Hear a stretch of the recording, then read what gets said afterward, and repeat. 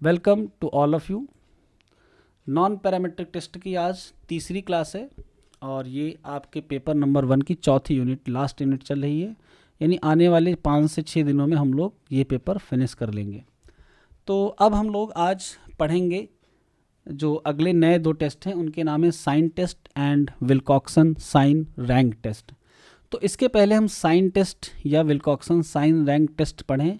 इसका जो कॉन्सेप्ट है वो हम आपको समझाते हैं कि कैसे इन टेस्ट को लगाने के पहले हम समझ लें कुछ चीज़ों को, तो आपको इनके कॉन्सेप्ट में दिक्कत नहीं आएगी। जैसे क्या हम समझाना चाह रहे हैं आपको, हमने एक कॉइन लिया और कॉइन को टॉस किया 20 टाइम्स। सपोज दैट ये हमने एक नंबर ले लिया, तो कॉइन के 2 ही आउटपुट हैं, या तो हेड आएगा या तो टेल आएगा।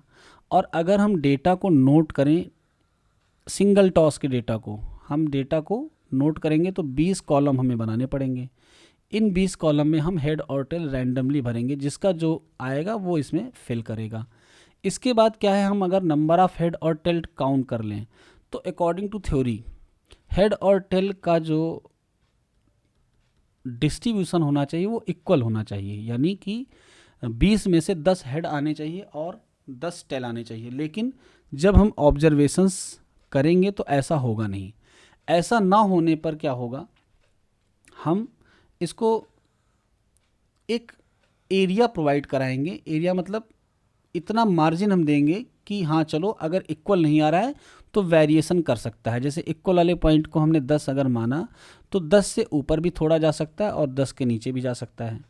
हम केवल एक सिंबल को कंसीडर करके चलें, दूसरा ऑटोमेटिक कंसीडर हो जाएगा। अगर हमने हेड को कहा 10 हैं तो टेल को कहने की कोई ज़रूरत नहीं है। अगर हमने हेड को कहा 12 हैं तो ऑटोमेटिक टेल के बारे में हमें पता है कि वो 8 होंगे। तो हम केवल एक सिंबल को लेकर चल रहे हैं और आपको समझाने की कोशिश करते हैं उस एरिया के बारे में। तो यहाँ पर हमने जो एक सेंट्रल लाइन ड्रॉ की, ये बताता है कि नंबर ऑफ़ हेड कितने हैं, 10। अब ऐसा हर बार ज़रूरी नहीं है कि 20 बार कॉइन टॉस करने में हेड और टेल 10-10 आएँ। तो हम एक रेंज बना रहे हैं कि वहाँ तक हम मानेंगे कि सिक्का सही था। ये जो नंबर इक्वल नहीं आए वो बस किसी रीजन से इक्वल नहीं आए। बहुत सारे ऐसे फैक्टर्स हैं जो कॉइन को टॉस होने के बाद गिरने में अफेक्ट करेंगे। जैसे हवा का चलना, अगर ज़मीन बराबर नहीं है तो पता चला हेड आ रहा था लेकिन ज़मीन पे कहीं से टकराया और टेल आ गया। घास भी एक फैक्टर है। इस तरीके से बहुत सारे छोटे छोटे माइनर फैक्टर हैं जो हेड और टेल के आने के लिए रिस्पॉन्सिबल होंगे। तो जो वेरिएशन हम यहाँ पर ले रहे हैं इस तरीके का, ये वेरिएशन हमको क्वाइन के बारे में बताएगा कि क्वाइन सही है फिर भी ये वेरिएशन आया। तो इस वेरिएशन की एक रेंज होगी। अब इस वेरिएशन को लेने के लिए हम कॉन्सेप्ट क्या लगाने वाले हैं, हम मान लेंगे कि हमारी जो एरर है उसको 10% हमने मान लिया। 10% एरर होने का क्या मतलब है कि अगर 10 हेड आने चाहिए थे तो 10 हेड में से एक हेड ज़्यादा भी आ सकता है, एक कम भी आ सकता है। वैसे टोटल 20 हैं, 20 का अगर हम 10% लें तो 2 आएगा। यानी 2 हेड ज़्यादा भी आ सकते हैं और 2 हेड कम भी आ सकते हैं। बट यहाँ पर कैलकुलेशन डायरेक्टली नहीं होगी, वो किसी डिस्ट्रीब्यूशन पर बेस्ड कैलकुलेशन होगी। डिस्ट्रीब्यूशन पर बेस्ड बोले तो अगर हम p = 1/2 ले रहे हैं, n की वैल्यू 20 मान लें, तो यहाँ पर डिस्ट्रीब्यूशन कौन सा बनने वाला है नंबर ऑफ हेड के लिए, 20cx 1/2 एंड 1/2 इसको अगर हम सिंप्लीफाई कर लें तो ये बन गया 1/2 ऐड कर लेंगे पावर्स। तो यहाँ पर जो डिस्ट्रीब्यूशन बन रहा है ये बाइनोमियल बन रहा है। तो हम इस एरर की कैलकुलेशन ऐसे नहीं करेंगे जैसे डायरेक्टली परसेंटेज निकाला, हम इस एरर की कैलकुलेशन अपने इस बाइनोमियल से करेंगे। तो यहाँ पर 0 से लेकर 20 तक के हेड थे और टोटल एरर हमने 10% ली है। हम किसी एक निश्चित नंबर ऑफ हेड के ऊपर जाने पर भी कहेंगे कि क्वाइन अच्छा नहीं है और किसी एक मिनिमम के नीचे जाने पर भी कहेंगे कि क्वाइन अच्छा नहीं है। मान लो 5 से कम हेड आ जाएं तो 20 में से 5 या 5 से कम हेड आना ये बताता है कि क्वाइन प्रोन है टेल को लाने के लिए, यानी क्वाइन टेल का ज़्यादा फेवर कर रहा है। लेकिन अगर 15 से ज़्यादा हेड आने लगे तो क्वाइन हेड के ज़्यादा आने का फेवर कर रहा है, यानी coin is not best, not good, not unbiased, या क्वाइन इज़ बायस्ड। तो ये जो हमने नंबर लिए ये रैंडमली लिए विदाउट एनी एरर, हमने बस इनको समझाने के लिए लिया कि 5 या 5 से कम, 15 या उससे ज़्यादा। लेकिन अगर इन्हीं नंबर को हम इस बाइनोमियल डिस्ट्रीब्यूशन पर बेस्ड होकर अल्फ़ा की वैल्यू को 10% लेकर कैलकुलेट करें तो ये नंबर एक प्रोबेबिलिटी डिस्ट्रीब्यूशंस के द्वारा बताए हुए नंबर होंगे और ये परफेक्ट होंगे हमारे लिए अकॉर्डिंग टू सिचुएशन। यहाँ पर सिचुएशन बाइनोमियल की है तो हम बाइनोमियल लगा रहे हैं। अब ये नंबर निकालने के लिए हम क्या करेंगे, ये जो है ये हमको क्या बताता है, px। अगर हम अल्फ़ा को 10% ले रहे हैं और दोनों तरफ एरर को सपोज कर रहे हैं तो दोनों तरफ की एरर को हम इक्वल मानते हुए 5% इधर ले लेंगे एरर और 5% इधर ले लेंगे एरर। अगर 5% को हम प्रोबेबिलिटी के टर्म्स में लिखें तो 0.05 लिखेंगे और 0.05 लिखेंगे, ऐड करने पर 10% हो जाएगा।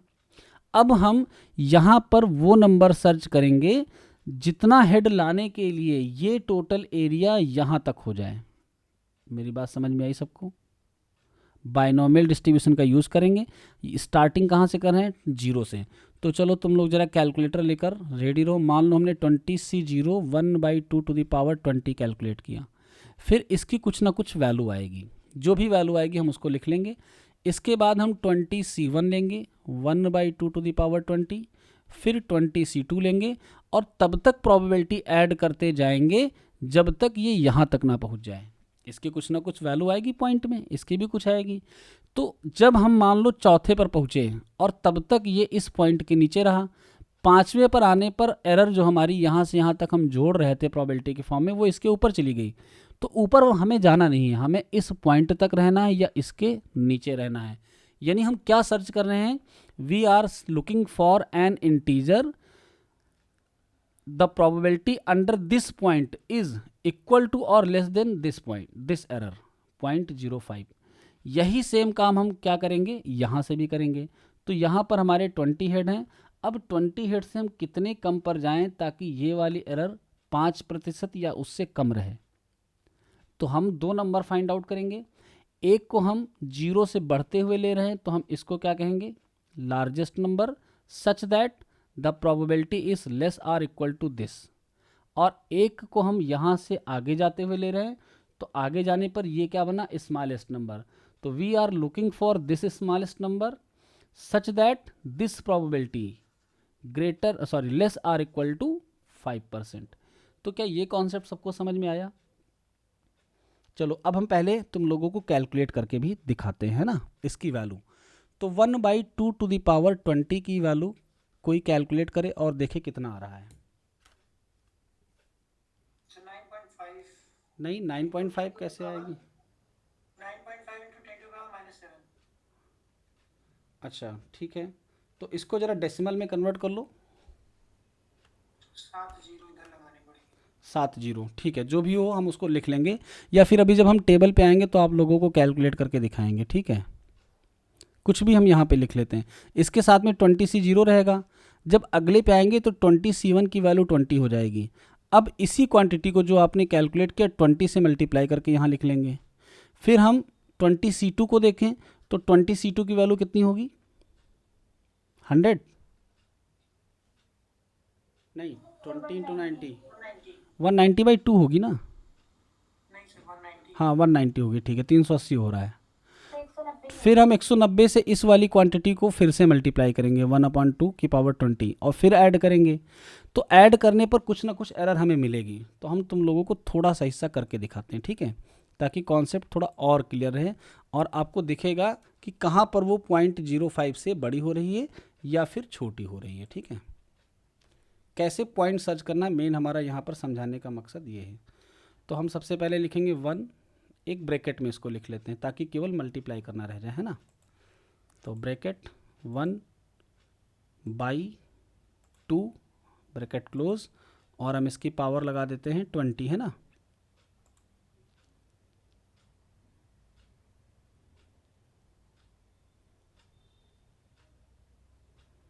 ठीक है, इसमें पूरी पावर का ऑप्शन नहीं है क्या?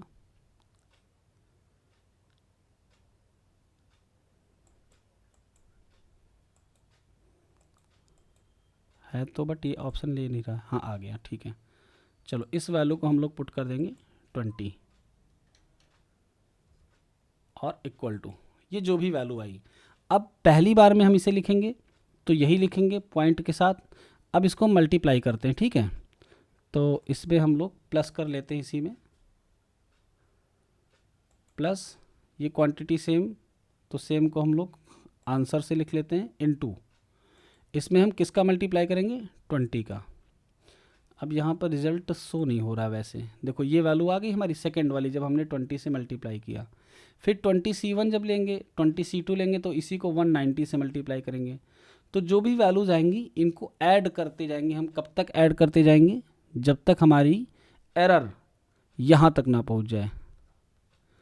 इसके ऊपर नहीं जाना है, यहाँ तक या इसके जस्ट नीचे। तो ऐसी वैल्यू हमें चाहिए जो इसके नीचे तक की वैल्यू को हमें कैलकुलेट करके दे।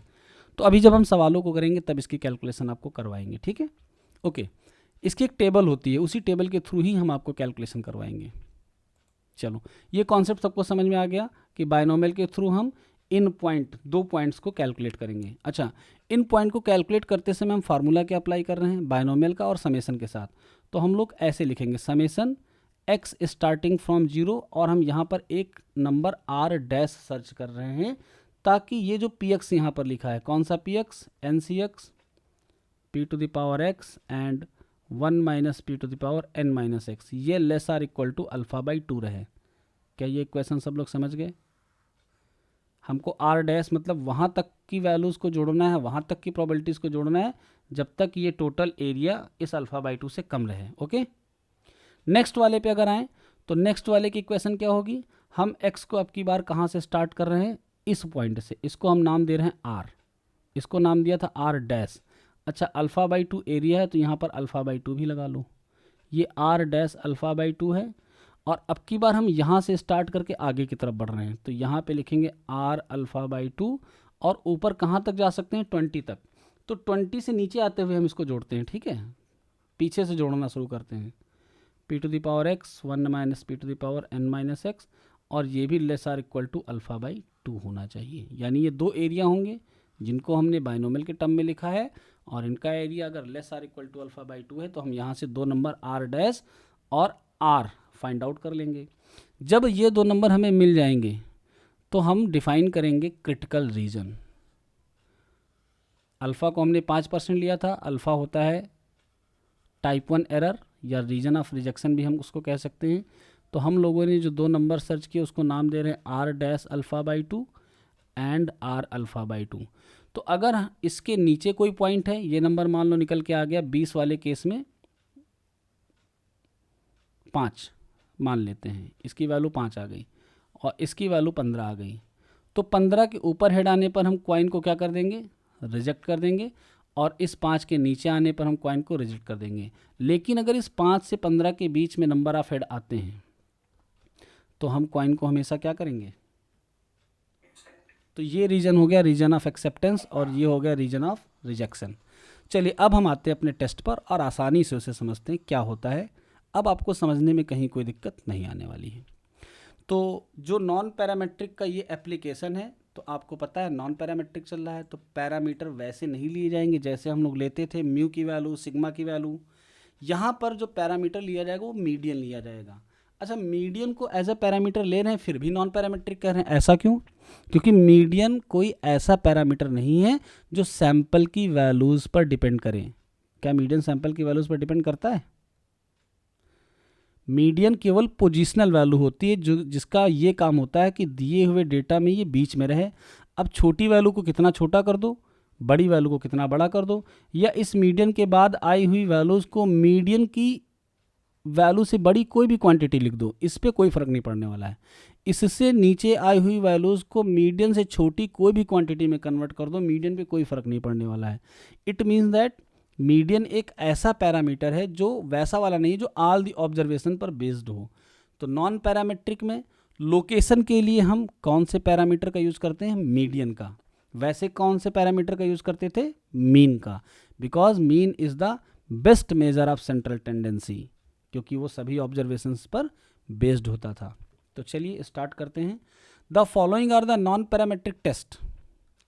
कुछ टेस्ट हैं जो कि for location parameter, location parameter के लिए है ऑफ अ पॉपुलेशन और the non parametric test for location parameter of two population, यानी एक पॉपुलेशन की मीडियन और दो पॉपुलेशन की मीडियन का कंपैरिजन भी होता है, तो एक के लिए भी है और दो के लिए भी है। तो पहले हम एक पॉपुलेशन वाला पढ़ेंगे, फिर दो पॉपुलेशन वाले पे आएंगे।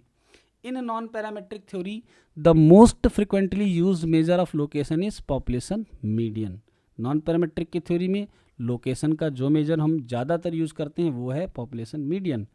थीटा और के 0.5 which is the unique real solution of the equation this, यानी उस मीडियन को हम लोग थीटा से या फिर के 0.5 से, कहाँ पे हमने इसको के से डिनोट किया था जब क्वांटाइल पढ़ाया था, से डिनोट कर सकते हैं, जो कि इस वाले इक्वेशन का रियल सोल्यूशन होगी। इसका मतलब सब लोग जान ही रहे होंगे, एफ एक्स का मतलब probability X is less or equal to X, यानी किसी पॉइंट के नीचे की प्रोबेबिलिटी अगर 1/2 आ रही तो वो पॉइंट बन गया मीडियन, क्योंकि 1/2 का मतलब आधा एरिया उसने कवर कर लिया, तभी मीडियन बीच में आएगी। चलिए, ये बात तुम लोग पहले से भी समझते हो। आगे बढ़ते हैं, अब लैंग्वेज पे आते हैं थोड़ी सी। सबसे पहला जो टेस्ट हम लोग पढ़ेंगे मीडियन के लिए या लोकेशन पैरामीटर के लिए वो है one sample sign test. Most important है और अब की बार प्रैक्टिकल एग्जाम में आया था सेम 6 में। पेपर तुम लोगों को मैं सेंड कर दूंगा, देख लेना। It is non parametric test for the location parameter median of a population. ये साइन टेस्ट वन सैंपल का किसी पॉपुलेशन की मीडियन को टेस्ट करने का या लोकेशन को टेस्ट करने का एक नॉन पैरामीट्रिक मेथड है। In this test we make the usual assumption of independence and homoscedasticity. इसमें हम लोग ये मानकर चलते हैं कि हमारे जो ऑब्जर्वेशन है वो आपस में इंडिपेंडेंट हैं और लगभग एक जैसे हैं। जैसे अभी हमने क्वाइन वाला एग्जाम्पल दिया, तो क्वाइन को हम पहली बार टॉस करें या लास्ट बार टॉस करें या बीच में किसी भी बार, क्या हर बार हेड और टेल के आने की प्रोबेबिलिटी बदल रही है? लगभग सेम रह रही है। तो होमोसिडास्टिसिटी भी है और हर एक ट्रायल दूसरे ट्रायल से इंडिपेंडेंट है। तो दो एजम्पशन हम यहाँ पर लेकर चलते हैं, but do not make assumption of normality. लेकिन हम नॉर्मेलिटी का एजम्पशन नहीं लेते कि पेरेंट पॉपुलेशन हमारी नॉर्मल है। आगे बढ़ते हैं। Let N be a random sample of size N. हमने एक एन साइज का सैंपल लिया, drawn from the population having distribution function F. इसका हमें डिस्ट्रीब्यूशन फंक्शन पता था, वहाँ से हमने एक सैंपल ड्रॉ कर लिया विद अननोन मीडियन एम, और हमें इस पॉपुलेशन की मीडियन नहीं पता है एम। इसी को तो हम टेस्टिंग करेंगे, इसी को तो हम कैलकुलेट करेंगे सैंपल की मदद से। Where F is assume to be continuous in the neighbourhood of M. F M के नेबरहुड पे कंटिन्यूअस है, ये एक एजम्पशन हम लोग लेकर चल रहे हैं। Probability X equal to M अगर हम कैलकुलेट करेंगे तो क्या आएगा? 0। क्यों? Probability in continuous distribution at a point 0 होती है, इसलिए। आगे बढ़ते हैं। By definition of M we have, अगर हम एम के नीचे की सारी प्रोबेबिलिटी कैलकुलेट करें और एम के ऊपर की, तो M is real median. If M is the real median then this probability is equal to 1/2। आगे बढ़ते हैं। We wish to test the null hypothesis. अब नल हाइपोथेसिस में हम लोगों ने क्या लिख लिया कि एम की वैल्यू m0 है, जहाँ पर m0 हमें गिवन है, ये कोई दी हुई वैल्यू। जैसे कहा गया चेक करो कि मीडियन इसका 8 है, तो हमें चेक करना है, ये हमारी गिवन वैल्यू यानी हो गई जिसको हम m0 कह रहे हैं। अगेंस्ट वन साइडेड अल्टरनेटिव में जब हमारा m इस m0 से छोटा हो लेफ्ट टेल्ड हो जाएगा, और अगर ये m इस दी हुई वैल्यू m0 से बड़ा हो, बड़ा इधर यानी राइट टेल्ड और छोटा इधर यानी left tailed. To sided alternative में वो राइट और लेफ्ट दोनों तरफ जा सकता है, तो टू साइडेड अल्टरनेटिव में नॉट इक्वल टू लग जाएगा। चलिए आगे बढ़ते हैं। If the sample data are consistent with the median, अगर वास्तव में लिया हुआ सैंपल इस मीडियन से मेल खा रहा है m0 से, देन ऑन द एवरेज, तो औसतन half of the sample observation, sample जो लिया गया है उसके आधे observations will be greater than this point and half are smaller than this point. यानी अगर ये मीडियन m0 जो हम लोग टेस्टिंग जिसकी कर रहे हैं, ये वास्तव में उसी पॉपुलेशन की मीडियन है जहाँ से सैंपल लिया गया है, तो सैंपल के आधे ऑब्जर्वेशंस इस तरफ होंगे और आधे इस तरफ। अगर सैंपल रैंडमली ड्रॉ किया गया है तो, जो कि एक जम्पशन है कि हम लोग सैंपल को हमेशा रैंडमली ड्रॉ करते हैं। We replace each sample observation greater than m0 by a plus sign. इस मीडियन से जितने भी सैंपल के ऑब्जर्वेशंस बड़े निकले उनको हमने प्लस से रिप्लेस कर दिया। अब यहाँ पर साइन आया, इसीलिए इस टेस्ट का नाम क्या है? Sign test. And each sample observation smaller than m0 by a minus sign, और जितने इससे छोटे थे इनको हमने माइनस से रिप्लेस कर दिया। आगे बढ़ते हैं। फर्दर, अब अगर ये m0 सही मीडियन है तो number of plus and number of minus equal होने चाहिए, यानी इनके अकर होने की प्रोबेबिलिटी 1/2 होनी चाहिए। अब अगर सिर्फ प्लस साइन को लेकर चलें तो नंबर ऑफ प्लस साइन क्या फॉलो करेगा, बाइनोमियल डिस्ट्रीब्यूशन, इसका पैरामीटर 1/2 होगा। यहाँ पर क्या होगा, नंबर ऑफ प्लस साइन को r मान लो, नंबर ऑफ माइनस साइन को s मान लो, तो टोटल डेटा कितना हो गया r प्लस s, ये n की वैल्यू हो गई। तो जो नंबर ऑफ प्लस साइन है क्या वो इस डिस्ट्रीब्यूशन को फॉलो करेंगे, बाइनोमियल को। चलिए आगे बढ़ते हैं, किसी को कोई दिक्कत हो तो बोल देना। Further we count t the number of plus sign, t एक ऑब्जर्वेशन है, जैसे हम लोग x लिखते हैं, तो number of plus sign count करेंगे जिसको r से डिनोट कर रहे हैं, and the number of minus sign जिसको हम s से डिनोट कर रहे हैं, इस तरीके से कि r plus N less or equal to n। ये क्यों कहा गया, अगर हम हर बड़े को प्लस से रिप्लेस कर रहे हैं, हर छोटे को माइनस से रिप्लेस कर रहे हैं, तो इनका नंबर जोड़ने पर n से छोटा भी हो सकता है क्या, एक सिचुएशन में जब कोई एक वैल्यू मीडियन के बराबर हो जाए। ऐसे में क्या होगा, ना तो ये बड़ा है ना तो ये छोटा है, बराबर है, तो बराबर वाले को हम लोग क्या करते हैं, इग्नोर। तो जब हम इसको इग्नोर करेंगे तो हो सकता हो कि प्लस और माइनस साइन जोड़ने पर टोटल नंबर ऑफ ऑब्जर्वेशन से हम कम रहें, या अगर कोई भी मीडियन के बराबर नहीं है तो हम इसको जोड़ेंगे तो n के बराबर आ जाएंगे। सबको ये बात समझ में आई। चलो एक आध लोग बोल दो ताकि लगे कि क्लास चल रही है। ठीक है, okay. The number of plus sign may be use to test h0, यानी हम नंबर ऑफ प्लस साइन को h0 को टेस्ट करने के लिए यूज कर सकते हैं। व्हेन द पॉपुलेशन इज डिक्टोमाइज्ड, डिक्टोमाइज का मतलब जब पॉपुलेशन सिर्फ दो तरीके से बांटी जाए, जैसे यहाँ पर पॉपुलेशन के दो तरीके कौन कौन से हैं, प्लस और माइनस। जो जीरो वाले उसको तो हम इग्नोर ही कर रहे हैं, कंसीडर ही नहीं कर रहे हैं, तो दो ही टाइप बचे, प्लस एंड माइनस, यानी डिक्टोमस पॉपुलेशन है। The sampling distribution of R, यानी जो number of plus sign count किए गए थे, गिवन आर प्लस एस, यानी इतने में से जो आर आए हैं, is binomial with parameter this. कौन सा पैरामीटर होगा ये, आर प्लस एस 1/2, और x ग्रेटर देन m0 अगर है बाइनोमियल में तो इसकी प्रोबेबिलिटी 1/2 हो जाएगी। अच्छा, x इक्वल टू आर की प्रोबेबिलिटी, यानी नंबर ऑफ प्लस साइन की प्रोबेबिलिटी को हम r plus S C R 1/2 to the power r and 1/2 to the power s से डिनोट कर सकते हैं। ये प्लस साइन वाले थे, ये माइनस साइन वाले थे, और टोटल ये थे जिनमें से r प्लस थे। तो डिस्ट्रीब्यूशन तो किसी को कोई दिक्कत नहीं कर रहा है। आगे बढ़ते हैं, इसकी पावर को अगर हम ऐड कर दें तो ये बन जाएगा 1/2 to the power r plus S. Expectation का फार्मूला np होता है, n की वैल्यू r प्लस एस है और p की वैल्यू 1/2 है, तो ये मीन हो गया और ये वेरिएंस। मीन वेरिएंस हम लोगों ने इसलिए कैलकुलेट कर लिया है कि अगर हमारा सैंपल बड़ा होगा ग्रेटर देन 30, नॉन पैरामीट्रिक के केस में कुछ इग्नोर होते हैं, इसलिए यहाँ पर ग्रेटर देन 25 माना जाता है। अगर 25 से हमारा बड़ा सैंपल है नॉन पैरामीट्रिक में तो हम उसको लार्ज मान लेते हैं, और जब हम लार्ज मान लेते हैं तो सारी चीज़ें किस में कन्वर्ट होती हैं, नॉर्मल में। इसीलिए मीन और वेरिएंस कैलकुलेट किया गया ताकि हम टेस्टिंग को नॉर्मल के थ्रू परफॉर्म कर पाएँ। आगे की बात है वो भी करके दिखाएंगे। आगे बढ़ते हैं। दस, testing H0 becomes an equivalent testing for the hypothesis that the binomial parameter p has the value 1/2, यानी जब हमने माइनस और प्लस साइन से रिप्लेस करके साइन के डिस्ट्रीब्यूशन को निकाला, तो वो टेस्टिंग जो अभी तक हम लोग लोकेशन की मीडियन के थ्रू कर रहे थे, बाइनोमियल के आने से वो किस में कन्वर्ट हो गई, p इक्वल टू 1/2 में, क्योंकि मीडियन से बड़े ऑब्जर्वेशन की प्रोबेबिलिटी अगर 1/2 है तो ये मीडियन कहलाएगा।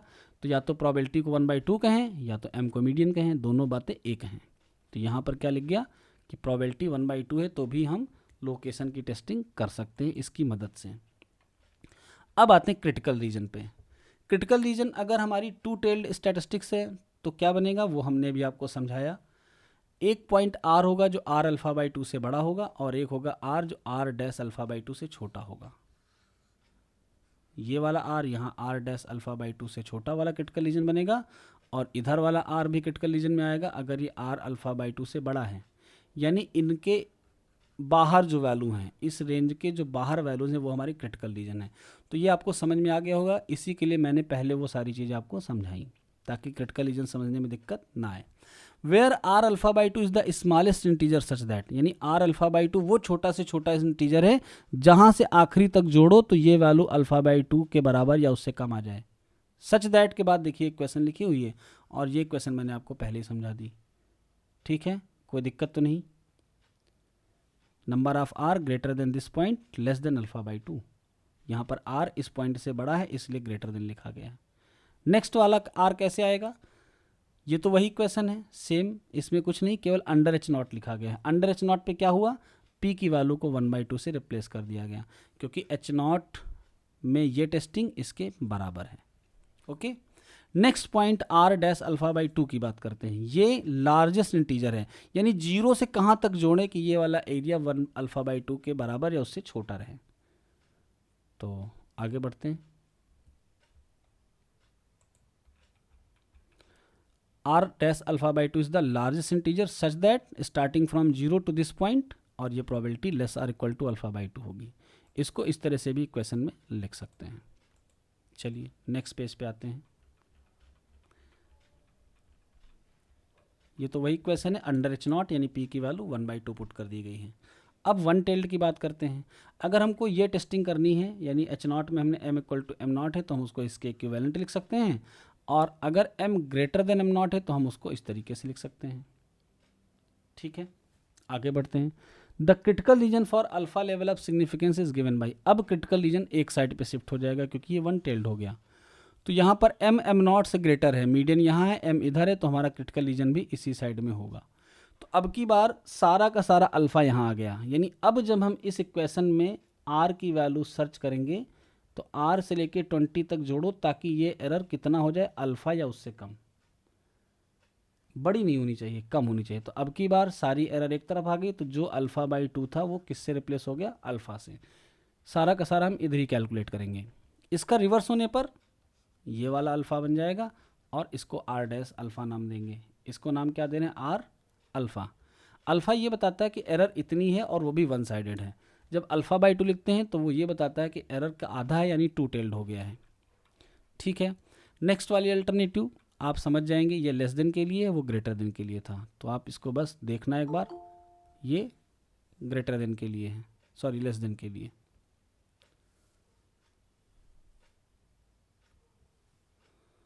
Who is Tania Sharma? चलो, किसी ने लिंक किसी को शेयर किया है? ठीक है, आगे बढ़ते हैं। In this alternative hypothesis the sample will have less plus sign. हाँ, इन दोनों का मतलब समझ लो। जब वन टेल्ड हो रही है, वन टेल्ड हो रही है, तो इसका मतलब क्या है, अगर हमारा p ग्रेटर देन 1/2 है तो इसका इंटरप्रिटेशन ये होगा कि इस वाली सिचुएशन में जो नंबर ऑफ प्लस साइन है वो माइनस साइन से ज़्यादा हो गए, एक्सेस ऑफ प्लस साइन, तभी हमारा राइट की तरफ शिफ्ट हो गया। लेफ्ट की तरफ शिफ्ट होने का मतलब number of minus sign plus से ज़्यादा हो गए। ओके, आगे की जो लाइन है वो नॉर्मल के लिए है। जब r plus S greater than 25 होगा then we use the normal approximation to the binomial. तब हम बाइनोमियल में नॉर्मल लगाएंगे, और नॉर्मल में हम सिर्फ क्या करते हैं, स्टैंडर्ड नॉर्मल वेरिएट में कन्वर्ट करते हैं और z की स्टैंडर्ड वैल्यू से कंपेयर कर देते हैं। अब अगर अल्फा 5% 2 टेल है तो z की स्टैंडर्ड वैल्यू क्या होती है, कौन बताएगा? 1.645 नहीं, 1.96 टू टेल्ड पे ये होती। ठीक है, वो जो आप बता रहे हो वन टेल्ड की बता रहे हो। तो जेड की स्टैंडर्ड वैल्यू से कंपैरिजन अभी एक सवाल में हम करके भी आपको दिखाएंगे। ठीक है, आज जो पढ़ा है उसका सवाल भी आज ही लगेगा। Since expected value of R is equal to variance R, ये सब पहले बता चुके हैं, जेड बन गया। अब जेड नॉर्मल 0 को फॉलो करेगा, फिर इस टेबल का यूज़ करते हुए जो भी हमको क्वेश्चन में अल्फा दिया जाएगा उसके हिसाब से हम टेस्टिंग कर लेंगे। ये जेड की कैलकुलेटेड वैल्यू होगी और ये जेड की होगी टेबलेटेड वैल्यू। अगर मान लो आपका जेड माइनस में आ जाए तब क्या करोगे, क्योंकि नॉर्मल तो minus infinity two plus infinity चलता है। तो इसीलिए टेस्टिंग प्रोसीजर में हम लोग जब टेस्ट करते हैं तो कैलकुलेटेड की कौन सी वैल्यू का टेस्ट करते हैं, मॉड वैल्यू का। ओके, चलो ठीक है। ये जो 1.645 है ये किसकी है, राइट टेल्ड की है, 5% के लिए। लेफ्ट टेल्ड की ये माइनस में कन्वर्ट हो जाएगी। तो सब जब मॉड में हम कन्वर्ट करके करेंगे तो प्लस माइनस का झंझट हमारे पास नहीं रहेगा। ओके, इसके बाद जो अगला है वो है one sample Wilcoxon sign rank test. तो one sample Wilcoxon sign rank test तो हम पहले इस वाले का क्वेश्चन कर लेंगे तब उसको पढ़ेंगे। तो चलिए अभी जो हमने किया इसका तुरंत एक क्वेश्चन देखते हैं, फिर आगे बढ़ते हैं।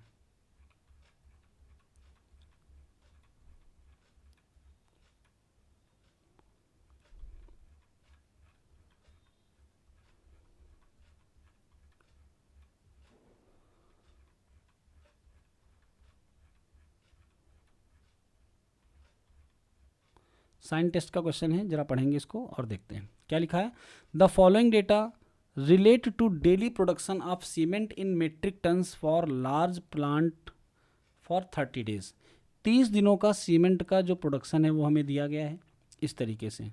तो ये सारा डेटा लोड है, ये डेटा मीट्रिक टन में है, सीमेंट इतने metric ton day by day produce हुआ। Using sign test test the null hypothesis that the plant average daily production of cement is 11.2। इसने कहा है साइन टेस्ट, और यहाँ पर ये नहीं बताया कि ये क्या है। तो साइन टेस्ट लोकेशन पैरामीटर के लिए होता है, और लोकेशन पैरामीटर में हम नॉन पैरामीट्रिक में क्या यूज़ करते हैं, मीडियन। तो ऑटोमेटिक जब साइन टेस्ट यहाँ लिखा गया तो इसको हम मीडियन मानकर चलेंगे, ठीक है। तो साइन टेस्ट का यूज़ करते हुए हमको नल हाइपोथेसिस एच नॉट में क्या टेस्ट करना है कि जो हमारी मीडियन है वो 11.2 है, और राइट टेल लेना है या टू टेल लेना है ये डिसाइड होगा क्वेश्चन में दिए हुए डेटा से। यहाँ पर मेट्रिक टन्स एट 5%, कुछ भी नहीं कहा है। तो जब कुछ भी नहीं कहा है तो हम लोग कौन सा टेल लेंगे, टू टेल्ड। अगर वन टेल्ड होता तो कोई ना कोई इंडिकेशन क्वेश्चन में दिया जाता। तो सबसे पहले तो हम लोग हाइपोथेसिस सपोज कर लेंगे, let M be the daily production cement, we wish to test the null hypothesis M equal to 11.2 against H1 not equal to. अब हम एक टेबल बनाएंगे जिसमें हम इनके साइन को लिखेंगे। तो इस टेबल में दो चीज़ें कैलकुलेट की गई हैं, दोनों की ज़रूरत नहीं थी। जब हम विल्कॉक्सन साइन रैंक टेस्ट करेंगे तब हम इस वैल्यू को कैलकुलेट करेंगे। अभी हम सिर्फ क्या करते हैं, हम देखते हैं कि वैल्यू कौन सी 11.2 से बड़ी है और कौन सी छोटी। जो बड़ी होगी उसको प्लस से रिप्लेस करेंगे, जो छोटी होगी उसको माइनस से। तो पहली वैल्यू है 11.5, प्लस से रिप्लेस हो गई। दूसरी 10 छोटी थी, माइनस से रिप्लेस हो गई। यानी ये वाला कॉलम हम ना भी बनाते तो हमारा काम चल जाता, ठीक है। तो यहाँ हमने बनाया है, आप लोग एग्ज़ाम में जब साइन टेस्ट लगाना तो इसको मत बनाना, इसकी कोई ज़रूरत नहीं है, सिर्फ और सिर्फ हमें साइन की ज़रूरत है। नेक्स्ट 11.2 तो देखो 0 हो गया, यानी इसको हमने इग्नोर कर दिया। जब हम नंबर ऑफ प्लस और नंबर ऑफ माइनस काउंट करेंगे तो इसको नहीं लेंगे। इसी तरीके से हमने सारा डेटा साइन में कन्वर्ट कर लिया। अब अगर हम देखें कि कितने हमारे पास प्लस साइन आए हैं, तो हमारे पास प्लस साइन आए हैं 12 और माइनस साइन आए हैं 17, यानी टोटल 29। था कितना, 30 के डेटा में हमको 29 ऑब्जर्वेशंस का साइन मिल गया। एक जो इग्नोर हुआ है वो ये था 0 वाला, ठीक है। अब ये जो आया है डेटा ये 25 से बड़ा है। जब 25 से बड़ा है हमारे पास साइज सैंपल का, तो हम लोग नॉर्मल टेस्ट लगाएंगे। नॉर्मल टेस्ट जब लगाएंगे तो क्या करेंगे, जेड कैलकुलेट कर लेंगे। कैसे बनेगा, ऐसे आर ये फॉलो कर रहा है बाइनोमियल, और यहाँ पर हमने एन और पी नहीं लिखा है, ये मीन है और ये वेरिएंस है, इस तरीके से लिखा है। तो अगर मीन और वेरिएंस को हम लोग यूज़ कर लें और इसकी वैल्यू कैलकुलेट करें जेड की, तो ज़रा देखते हैं जेड की वैल्यू कितनी आ रही है। मीन और वेरिएंस तुम लोग जान रहे हो कैसे आएगा, आर की वैल्यू और एस की वैल्यू पुट करनी है 12 और 17, बस इसी से हमारा आ जाएगा, ठीक है। तो जेड की जो वैल्यू आई है वो आई है -0.9284। अब जब हम कंपेयर करेंगे तो इसको किस में कन्वर्ट कर लेंगे, मॉड में।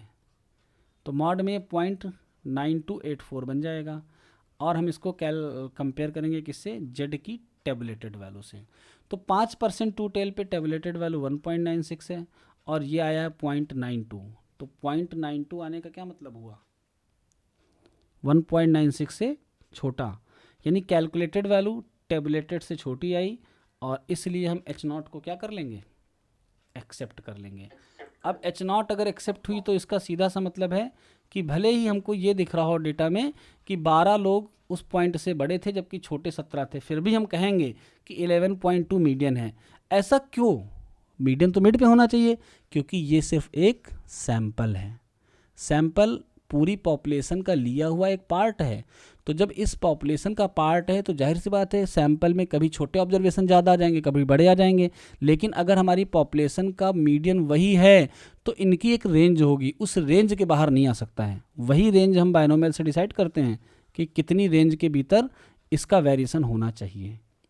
तो ये सैंपल था, इस वजह से नंबर ऑफ प्लस और माइनस साइन ज़्यादा और कम हो सकते हैं, लेकिन विद इन रेंज। तो विद इन रेंज थे, इसीलिए शायद हमारी H0 एक्सेप्ट हुई है। ये तो चूंकि नॉर्मल में कन्वर्ट हो गया, तो आपने आर अल्फ़ा और अल्फ़ा बाई 2 की वैल्यू नहीं देखी। तो चलते हैं अगले क्वेश्चन पे, और यहाँ पर हम वो भी देखेंगे कि कैसे उसकी कैलकुलेशन होगी, ठीक है। चलिए, क्वेश्चन है, in a given year the average number of days for each realization M for sample of 16 wholesale of drugs were, यानी जो एवरेज नंबर ऑफ डेज हैं, जब ये रियलाइज़ किया गया कि जो 16 होलसेल ऑफ ड्रग्स हैं वो कैसे बिके, तो पहले दिन 41, 31। कभी कभी ऐसा होगा कि क्वेश्चन पढ़ते समय आपको फुल्ली वो समझ में ना आए, बट आपको फोकस कहाँ पे करना, डेटा पे। अगली लाइन जो है वो है use one sample sign test. One sample sign test का यूज करते हुए to verify the null hypothesis that m equal to 33। तो आपको जो मेन चीज़ यहाँ पर फोकस करनी थी वो ये साइन टेस्ट का use, m equal to 33, not equal to मतलब टू टेल्ड, अल्फा की वैल्यू 5%, बस काम हो गया। अब हम लोग इसको सॉल्व करते हैं। तो सबसे पहली लाइन में तो हम लोग यही लिखेंगे, we wish to test the null hypothesis h naught m equal to 33 against the alternative hypothesis m is not equal to 33। Now we construct the following table. अब इस टेबल में आपको दिख रहा होगा हमने मैग्नीट्यूड नहीं कैलकुलेट किया, सिर्फ क्या लिखा है, प्लस एंड माइनस। कोई भी वैल्यू जो 33 से बड़ी थी वो प्लस से रिप्लेस कर दी गई, और जो बड़ी छोटी थी 33 से वो माइनस से रिप्लेस कर दी गई। ओके, तो ये सारी वैल्यूज आ गई। आपको एग्जाम में भी ऐसे ही करना, एक इग्नोर हुआ है। टोटल हमने जो सैंपल लिया था उसका साइज था 15 या फिर 16 था, ठीक है। और जो हमारे पास नंबर ऑफ प्लस साइन मिले वो कितने मिले हैं, 7, और नंबर ऑफ माइनस साइन है 8। r प्लस एस की वैल्यू 15 है जो कि n से छोटी है, और हमारा r क्या फॉलो करेगा, बाइनोमियल विद n, 1/2, जहाँ पर n की वैल्यू 15 है। ठीक, बाइनोमियल बन गया। अब हम आते हैं क्रिटिकल रीजन को कैलकुलेट करने पर। तो चलिए देखते हैं क्रिटिकल रीजन कैसे कैलकुलेट होगा। तो चूंकि यहाँ पर वैल्यूज़ 20 की जगह 15 है, पावर भी मैक्सिमम 15 तक जाएगी, इस वजह से हम इस वैल्यू को डेसिमल में भी कैलकुलेट कर लेंगे। आपको मैं इसकी टेबल देखना भी बताता हूँ, क्योंकि ये वैल्यूज़ आपको बार बार कैलकुलेटर्स नहीं कैलकुलेट करनी है, सीधे टेबल से उठानी है। ये है P R probability of plus sign 15 CR, इसकी पावर ऐड करेंगे तो 15 हो जाएगा। तो यानी हमारी फाइनल इक्वेशन ये बन गई। अब हमको दो नंबर सर्च करने हैं, एक 0 से लेकर यहाँ तक, और एक इसको डैश लगा दो, यहाँ से लेकर कहाँ तक, 15 तक, ताकि इधर का एरिया और इधर का एरिया 0 पॉइंट, टोटल 5% था तो हम यहाँ पर लेंगे 0.025, 0.025 से बराबर हो या कम रहे, ज़्यादा नहीं होना चाहिए, क्योंकि टोटल एरर जो परमिसिबल है वो 5% ही है। तो अगर बराबर पहुंचा तो दोनों को ऐड करके 5%, कम रहा तो भी 5%, लेकिन ज़्यादा नहीं होना चाहिए। जो लेवल ऑफ सिग्निफिकेंस होता है उसकी डेफिनेशन ही यही होती है, the maximum probability of type 1 error. तो ये 5% मैक्सिमम है, इससे कम रहने पे कोई नुकसान नहीं, ज़्यादा नहीं होना चाहिए, ठीक है। चलिए कैलकुलेशन कैसे करेंगे देखते हैं। तो स्टार्टिंग हम फिगर से करेंगे और टेबल आपको दिखाते हैं भी। सबसे पहले हम कैलकुलेट करते हैं आर डैश अल्फ़ा बाई 2। तो आर डैश अल्फ़ा बाई 2 तक हमें जाना है, स्टार्ट कहाँ से करना है, 0 से। तो 0 to R dash alpha by 2, और हमारा PDF हमको पता है 15 CR, और 1/2 रेस टू द पावर 15, और ये 0.025 से छोटा होना चाहिए। अब टेबल इसकी कैसे देखते हैं, चलिए आते हैं साइन टेस्ट की टेबल पे। इसकी दो टेबल होती हैं, एक टेबल में हम प्रोबेबिलिटी कैलकुलेट करते हैं और एक टेबल में सीधे हम नंबर ऑफ साइन कैलकुलेट कर लेते हैं। इस टेबल को जरा पढ़िए, क्या लिखा है, the critical values of R for the sign test are tabulated in table 3 for different values of N. S plus star का मतलब प्लस एंड माइनस, ये एन वो साइज है जो सैंपल का साइज है, एंड अल्फ़ा। तो हमारे पास सैंपल का साइज़ क्या था, 15। कहाँ पे 15, ये 15 दिख गया सबको। हम दूसरे तरीके से भी अभी आपको कैलकुलेट करके दिखाएंगे, ठीक है। ये 15 हो गया। अच्छा, 5% हमने ले लिया एरर। अब 5% एरर और 15 पे जो हमारे पास आर की वैल्यू आ रही है वो कितनी आ रही है, 3 आ रही है। सबको दिख गई ये 3 वैल्यू, यानी ये 3 वो है जो 0 से आगे तक जाने पर है ना, 0 से 3 तक जाने पर है। ये वो वैल्यू है जो 0 से स्टार्ट हो रही है। अब बाद वाली वैल्यू को हम कैसे कैलकुलेट करेंगे, तो बाद वाली को वैल्यू को कैलकुलेट करने के लिए हम लोग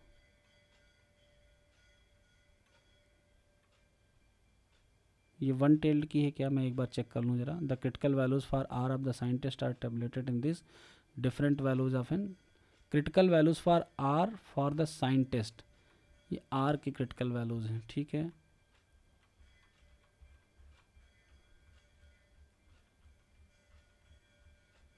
एक 1%, 5%, 10%। ठीक है, एक वैल्यू तो आपको समझ में आई जो आई है। दूसरी वैल्यू के लिए हम क्या करेंगे, इसका अपोजिट कर लेंगे। अपोजिट मीन्स समझ रहे हो, अपोजिट करने के लिए हम देखेंगे कि हमारी जो इधर की वैल्यू आई है वो कितनी आई है, 3 आई है। कहाँ से स्टार्ट करने पर, 0 से, तो 0 1 2 3 यानी टोटल 4 वैल्यूज़ हैं। यहाँ पर हमारे पास 15 है, तो 15 के पहले सिमेट्रिकल डेटा पे 4 वैल्यू लो। सिमेट्रिकल हम इसलिए कह रहे हैं क्योंकि p की वैल्यू को 1/2 है लिया गया है, और सबको पता है कि p की वैल्यू 1/2 पे बाइनोमियल सिमेट्रिकल डिस्ट्रीब्यूशन देता है। तो जो एरिया यहाँ से यहाँ तक होगा वही एरिया यहाँ से यहाँ तक होगा, बीच वाला जो होगा वो एक्सेप्टेंस में आएगा। ठीक है, तो 15 के पहले कौन आएगा, 14, फिर 13, फिर 12, यानी इधर की जो वैल्यू होगी वो 12 हो जाएगी, और इधर की वैल्यू जो होगी वो 13 और 3 हो जाएगी। यानी 3 या उससे नीचे आने पर रिजेक्शन होगा, 12 या उससे ज़्यादा आने पर रिजेक्शन होगा, नंबर ऑफ प्लस साइन, और अगर इनके बीच में आया तो एक्सेप्टेंस। तो नंबर ऑफ प्लस साइन कितने आए थे, 7। हम आपको वो दिखाते हैं जो प्रोबेबिलिटी के टर्म में आना चाहिए। ठीक है, तो हम एक टेबल डाउनलोड कर रहे हैं जो कि बाइनोमियल की है, और वहाँ से हम आपको ये कैलकुलेट करके दिखाते हैं कि कैसे आएगा। ठीक है,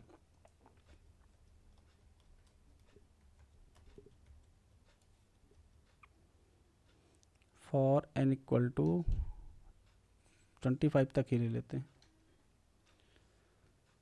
PDF।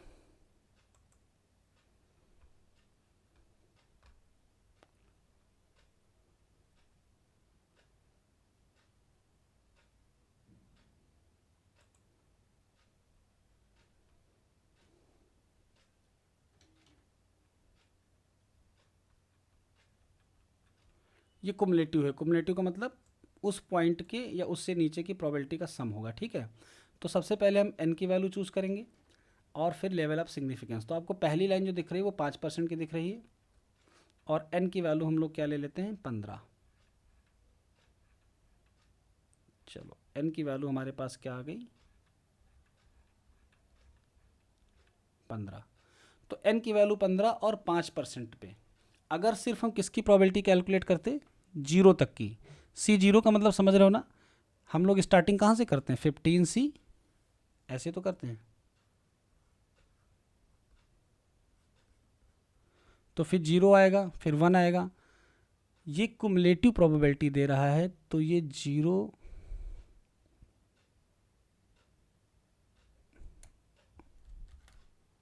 इतनी हाई प्रोबेबिलिटी पहले नहीं आनी चाहिए। इस टेबल को पहले मैं देख लूँ ये है क्या। तो जो दूसरी टेबल है सही वाली वो भी हम आपको दिखाएंगे। यहाँ पर क्या हो रहा है, जो वैल्यू हम कैलकुलेट कर रहे हैं प्रोबेबिलिटी के टर्म में उसको ये 1 माइनस अल्फ़ा कंसीडर कर रहे हैं। तो हम लोग 1 माइनस अल्फ़ा 5% पे जब लेंगे तो 95 आएगा, तो हम 95 की वैल्यू पे आएंगे। ठीक है, तो n इक्वल टू 15 जब लिया और c की वैल्यू 0, यानी ये इस तरीके से चल रहा है, NC और यहाँ पर C। तो 15C 0 और p की वैल्यू को 1/2 लेते हुए जब हमने सॉल्व किया तो पहली वैल्यू हमें 0 मिल गई। जो 0.00 आगे करके आती थी, कुछ वैल्यूज़ मिलती थी, तो उसको इन्होंने 0 कंसीडर किया। तो चलो पहली 0 आई, दूसरी भी 0 आई, तीसरी भी 0 आई, कहाँ तक 0 मिल रहा है हमें, 8 तक।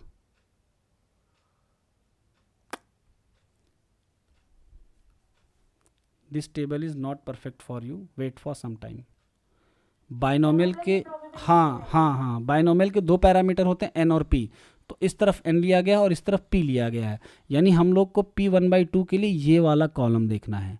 लेकिन इसका अल्फ़ा क्या है ये हमको नहीं पता है, इन्होंने कहीं अल्फ़ा डिफाइन भी नहीं किया है। तो पहले हम इस टेबल में अल्फ़ा देखते हैं, ऊपर नीचे क्या कहीं दिया हुआ है, फिर कैलकुलेशन करते हैं। ठीक है, क्योंकि इन्होंने सीधे सीधे 10% या 5% की टेबल ही बना दी है। अब ये कौन सी वाली इनको इस टेबल में डिफाइन करना चाहिए था, नहीं करें तो कोई बात नहीं, टेबल बहुत सारी हैं, हम अभी दूसरी सर्च कर, कोई बात नहीं, हम दूसरी टेबल अभी फाइंड आउट करके दिखाते हैं आपको। अल्फ़ा यहाँ पर ऑटोमेटिक अल्फ़ा की वैल्यू डिफाइन हो जाएगी, अगर हम 5% तक उसको जोड़ रहे हैं तो 95% दूसरी तरफ हो जाएगा। तो देखो हमको जो अपने क्वेश्चन में वैल्यू मिली है अल्फ़ा की, वो कितनी मिली है टू टेल के लिए, 0.025, और n की वैल्यू मिली है 15 और p की वैल्यू मिली है 1/2। तो इस टेबल में जो अल्फ़ा है वो इन्हीं की प्रोबेबिलिटीज़ को जोड़कर मिलेगा। n की वैल्यू 15 हम इस तरफ चूज़ करेंगे और p की वैल्यू 1/2 हम इस तरफ चूज़ करेंगे, यानी हमको इधर से 1 2 3 4 5 6 कॉलम को लेकर चलना है n की वैल्यू 15 के लिए। ठीक है, चलिए स्टार्ट करते हैं फिर से। तो हम आ गए n की वैल्यू 15 पर और p की वैल्यू 0.5 पर। टेबल को थोड़ा सा हम और बड़ा कर देते हैं। ठीक है, सभी को दिख रहा है ठीक से? तो देखिए p की वैल्यू हमने 0.5 ले ली और n की वैल्यू 15 के लिए कर रहे हैं। तो यहाँ से स्टार्ट करो तब तक जब तक कि प्रोबेबिलिटी का सम 0.025 तक या उससे छोटा ना रहे, मतलब बड़ा नहीं होना चाहिए, छोटा रहे या यहाँ तक रहे। तो अगर हमने पहली ली तो 0 आई, दूसरी ली तो 0 आई। अगर हम इस वाले पॉइंट पे लें तो ये आ गया। जब हमने 3 पॉइंट पर ली तो कुमुलेटिव है ये, यानी सम दे रहा है ये। अगर इसको लें तो ये केवल पहले पॉइंट की वैल्यू, इसको लेंगे तो ये पहले और दूसरे का सम है, मतलब जो प्रोबेबिलिटीज आई होंगी, क्योंकि ये कुमुलेटिव वाली टेबल है ना। जब हम पॉइंट नंबर 2 ले रहे हैं तो 0, 1, 2 की जो भी प्रोबेबिलिटीज आई होगी ये उसका सम है 0.004।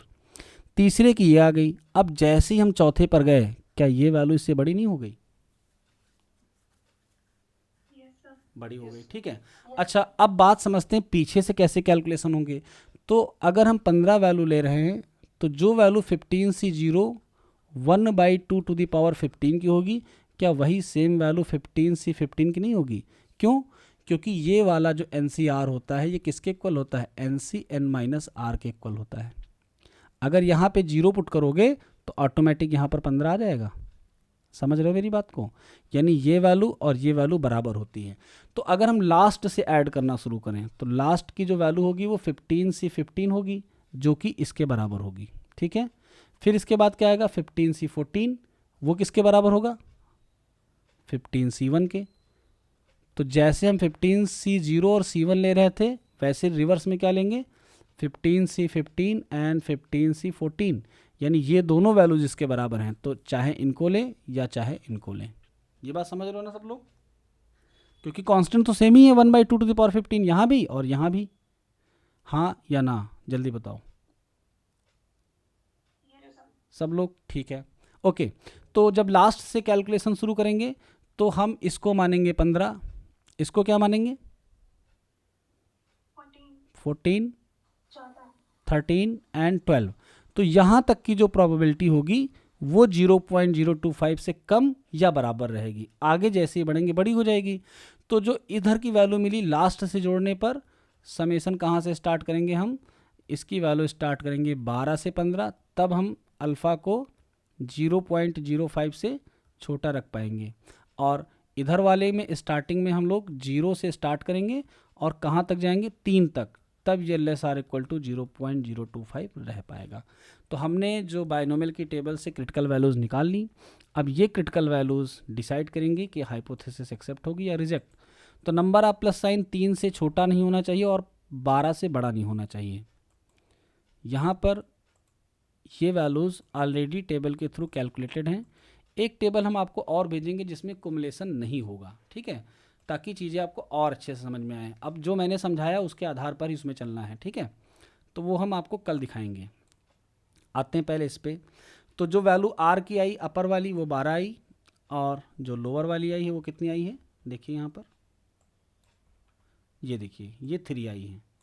और हमारे पास जो नंबर ऑफ प्लस साइन आए हैं वो कितने आए हैं? 7। तो क्या हमारी R की वैल्यू इन दोनों पॉइंट्स के बीच में है? 3 और 12 के बीच में है? है बीच में। इसका मतलब कौन से रीजन में आ रही है? एक्सेप्टेंस रीजन में आ रही है। और एक्सेप्टेंस रीजन में आ रही है तो हमारी हाइपोथेसिस क्या हो जाएगी? एक्सेप्ट हो जाएगी। क्लियर? ठीक है। तो इस क्वेश्चन में जो दिया हुआ था कि मीडियन 33 है सैंपल का, क्या इस बात से ये सिद्ध होता है कि हमारा पॉपुलेशन का भी 33 है? तो H0 में हमने माना हाँ 33 है और H0 एक्सेप्ट हो गई, इसलिए हम कह सकते हैं कि यहाँ पर मीडियन 33 है। तो सभी को साइन टेस्ट समझ में आया अच्छे से? बोलो। ठीक है। तो अगला जो टेस्ट है वो हम लोग विल्कॉक्सन साइन रैंक टेस्ट पढ़ेंगे। साइन टेस्ट पर बेस क्वेश्चन एग्जाम में आते हैं, केवल आपको बस क्रिटिकल वैल्यू देखना आना चाहिए और कैसे नंबर ऑफ प्लस या माइनस साइन कैलकुलेट करते हैं ये आना चाहिए। इन दोनों से आपका काम हो जाएगा।